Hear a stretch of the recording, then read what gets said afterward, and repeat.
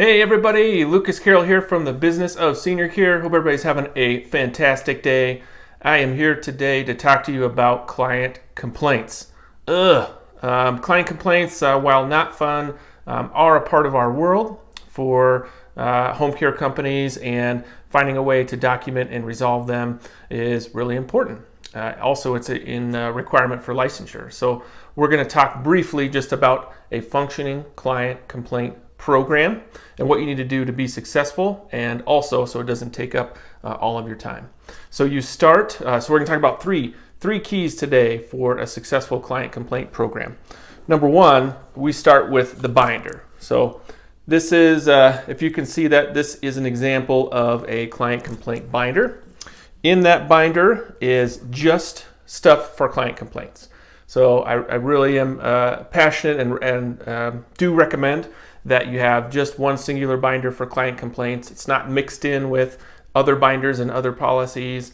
And the reason for that is a couple. One, you want to be able for yourself and for your staff to easily grab it, open it, pull out a new client complaint form, start it, resolve it, put it back in, put the complaint on the log and move on, and place that binder back. If the binder's back somewhere else, if it's combined with a bunch of other programs, it's less likely that your staff will use it. So I strongly recommend that it's own standalone binder, and it's close to the office staff, close to where your staffing team is, close to your staff in the office. So that's key number one, is having that binder. Number two is having an adequate policy. So your policy should follow your regulation. It should outline what your complaint policy is. So you should be informing your clients upon admission that you have a complaint policy, what it is, how you take complaints, how you resolve complaints, that they can also go to the health department if they don't get a complaint that's resolved. So you have that functioning policy. And then the last part, number three, key to success, is having the appropriate forms. So I just have an example here of a client complaint form. It is not very scientific. It's one page, does not have to be complex.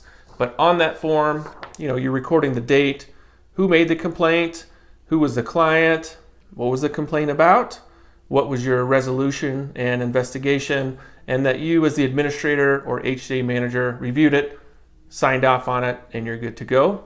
And then also that you have a log. So this is an example of a client complaint log, not fancy, but recording your complaints on the log as they happen, and then behind that putting the individual complaint forms inside of a binder. Then you have a functioning and fantastic client complaint program. Does not have to be super complex, but those tips of having your own binder by itself, having a policy, having the correct forms will make it 100 times easier for you to have a functioning program.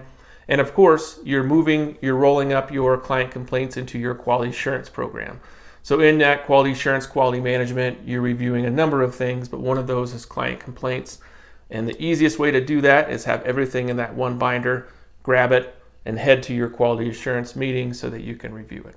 So that's it for today for client complaints. Hope everybody has a fantastic day.